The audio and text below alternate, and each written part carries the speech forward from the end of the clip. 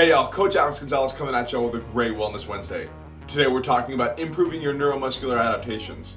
The greater our mind-muscle connection is, the more efficient our workouts are going to be, meaning the quicker those gains are going to come on. But before we get into that, October is almost over. The Squattober shirts are still here though. They're a limited run, so grab one while you can. I love the way that they fit around the arms. They taper super well around the waist. I'm going to leave a link down in the comments below, so grab one while you can. Today, I'm going to give us the 5 best things that we can do to increase our neuromuscular connection. Let's jump right into it.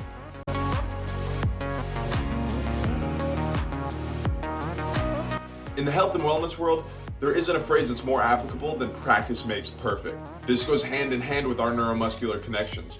The more that we do a motion or movement, the better that we're going to get at it. Neural adaptations happen anytime we learn anything new, whether it be a new skill, a new motion, or even a new word. Our brain and our nervous system has to rewire itself in order for us to be as efficient as possible in doing said motion. This is why adaptations happen with repetition. I think of it like anytime we learn a new motion, there is a mole that's bred in our head, and it's digging a tunnel all the way through to that specific muscle or that specific neuron that it needs to hit. Now, the more often that we do this motion, the more often that we do this exercise, the mole is able to dig further and further. And eventually, once he gets to his designated spot, we now have a clear pathway from beginning to end, and we don't even have to think about the ins and outs of that movement. This is going to increase our control on isolating and recruiting new muscle fibers. This leads to better balance, better stability, and higher quality reps, all of which is going to lead to quicker and longer lasting gains. Now, of course, it's cool to pick up heavy stuff. It's cool to go fast, but you know what's even cooler? Having those last a lifetime. So, tip number 1 on how to improve our neuromuscular adaptation. Participate in some kind of mobility.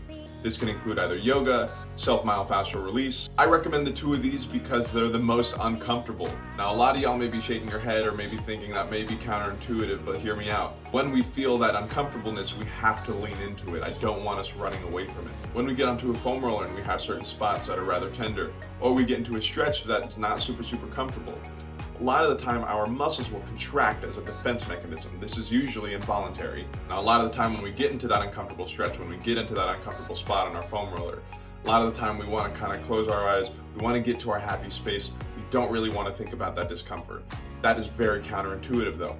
Now, if we took the time to really focus in on that contraction, on that pain, we can voluntarily relax that involuntary contraction. Now, when talking about these 2 things specifically, this is obviously going to increase our ability to recover quickly, but now you will have better control over that respective muscle. Tip number 2 is going to be lower the weight while you're exercising. Every single person in the weightlifting world has a specific weight threshold where their form begins to break down. Sure, are you able to pick it up off the ground? Fine. Is it going to be without consequence? Absolutely not. Many times this can cause us to recruit other muscles that we don't necessarily want to be using. Then we can overcompensate on one side over the other, then we become asymmetric, unbalanced, and increase our chance of injury. Lowering the weight even a little bit allows us to focus in on our form and aids in the focus on that specific muscle. Tip number 3 is going to be slowing down the motion of your exercise. For those of y'all who are in the gym, I'm sure y'all have heard me say quality over quantity 1,000 times. It's not about how much we can lift or how fast we can pick it up, it's about the quality of the movement. Going back to what I said earlier at the beginning of the video, it's really cool to be strong, it's great to be fast, but I want to feel like that for as long as I possibly can. Moving through a movement too quickly can break form and greatly increase our chance of injury. Quality form is always going to produce gains more efficiently than if we did it with bad form and heavy weights. Tip number 4, utilize tactile feedback. If at all possible, touch the specific muscle that you want to contract during your lifts. Tactile feedback is very efficient when it comes to isolating specific muscles. So at the top range of motion in your contraction, make sure that you give your muscle a good squeeze. As I mentioned previously, not all exercises are going to allow us to touch our muscle during the exercise. I would recommend trying to flex or squeeze the muscles in between sets. During activity or exercise, those specific muscles are already going to be activated. So flexing the muscle without weight is going to help us gain insight on what specific muscles we're using and how to use them.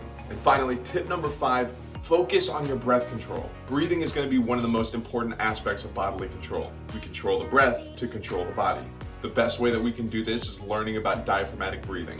Most people around the world only know one type of breathing, and it's that shallow, shoulders, chest raise type of breathing. Diaphragmatic breathing allows for the entirety of the trunk to fill. So practice not just breathing into the chest, but breathing into the belly as well.